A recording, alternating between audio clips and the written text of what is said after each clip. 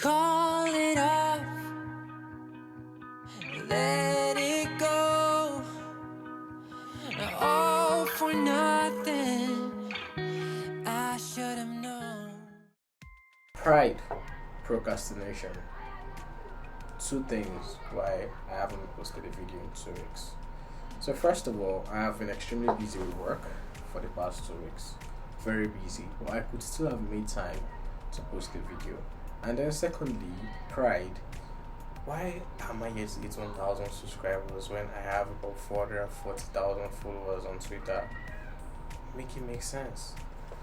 But yeah, I realized even people who have amazing number of subscribers on YouTube and maybe they're trying to increase it, it's still quite tedious compared to someone which is starting out, and they might just be different, and then the platforms might just be different people, or people just don't fuck on my shit yet.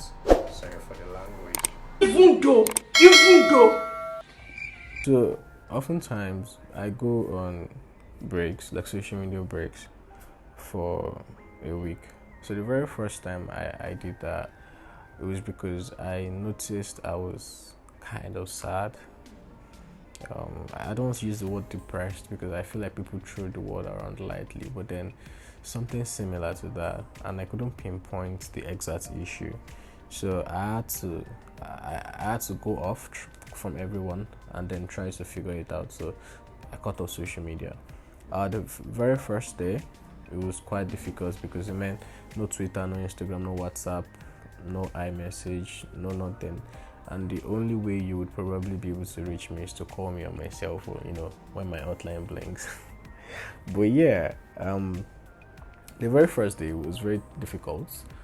Like withdrawal symptoms, if you will. I don't if you've seen movies where people go to rehab center for meth and all those things, those withdrawal symptoms they exhibit. I mean, it wasn't that profound, but on a minute scale. Do you understand? Like I would probably open WhatsApp already. Like I feel like I have a need to be online. Like I would open WhatsApp and then I would realize that I'm offline for a reason, and obviously there was no Wi-Fi, no internet, so I was just like, I'll just close it. So the first day, the second day, third day got a bit easier. By the fourth day, I'd forgotten I even had social media. I was able to read more, I exercised more, I hung out with my family. So when I visit home, I stay in my room. I'm either on my phone or watching Netflix or doing something that is internet related. So my dad is like, "Calm down now, there was and stuff like that." So I realized that okay, social media is actually an addiction, and I wonder if this happens to me only. So the next step was to make a research. So I got my white jacket, got my test tubes, and I was like, yes, time to, okay, alright, just kidding, that's chemistry class. Yeah, so I went on Google, on YouTube and all of that, and I was trying to see how social media relates to to your mental health, like depression, anxiety, and all of that. Imagine my surprise. Well, I wasn't surprised because I already used myself as a lab rat, if you will. And social media is a leading cause of anxiety and depression, a leading cause actually among young adults and children, and those are the people who use social media a lot. It's just recently that our parents started getting on the social media trend, and now here to show you how addicting social media is.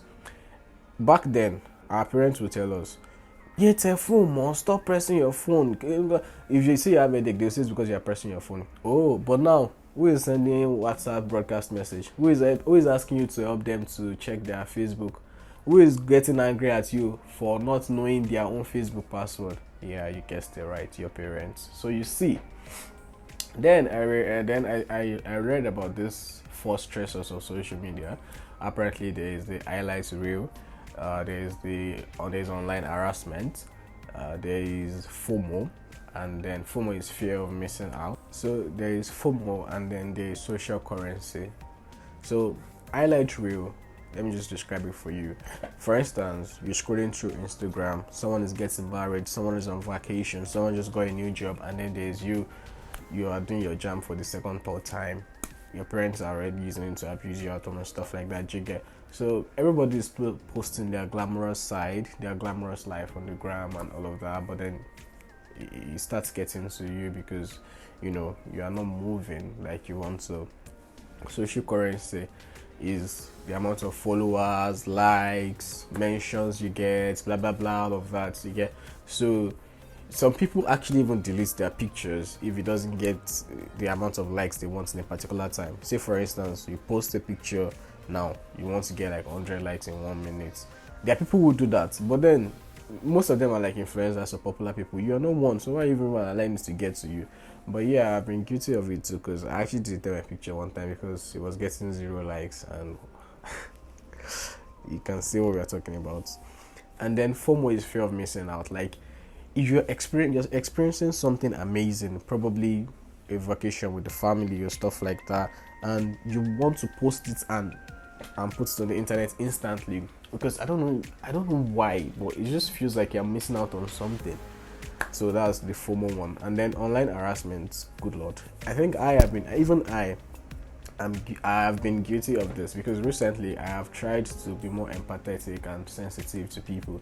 Before, people used to text me and be like, oh, I joined Twitter because I saw your savage replies on Instagram, blah blah blah, and that was then. Like now it just feels unnecessarily mean to go out of your way to, I don't know, savage someone online. It feels weird. There's banter and there's online harassment. A very thin line separates both of them. I enjoy banter as much as the next person, but if it's going to hurt someone or if the person feels offended by it, I feel like it's a very sketchy area, but you should know where to draw the line. I mean, social media is not all bad. There is the good aspects. I mean, it has helped a lot of people. Some of us make money off social media. Some people have gotten jobs off social media. Some people have gotten married off social media. Do you understand? So, just like everything in life, you just need to find a balance. You need to separate the good from the bad. For instance, now, to make sure social media doesn't impact your health, your mental health negatively, you need to be sure of the people you're following. Immediately someone is disrespectful to you, just block the person. There's no need going back and forth and allowing someone bully you. Do you understand? If you want to post a picture of something you feel might get negative views, just restrict comments. Nobody can see, you can't get bad. I mean, you can't be hurt from if you don't say it. You get? You can also just mute the posts. You'll not get any notification from it. Do you understand? So yeah, there are a lot of things that also you need to spend more time with your offline friends. Do more activities away from your phone. Don't take your phone to the bed. This one is going to be extremely difficult because I don't know, somehow we have just built our lives around social media, but you've got to do you. So take breaks. I said at the beginning of the video, like the one I do, if you can find time, maybe 3 days, 4 days, occasionally, distance yourself from social media. And you should probably read up on it also, because obviously I'm not a trained psychologist. I am just saying this from my own point of view and what I've experienced. So yeah, see you guys in the next video.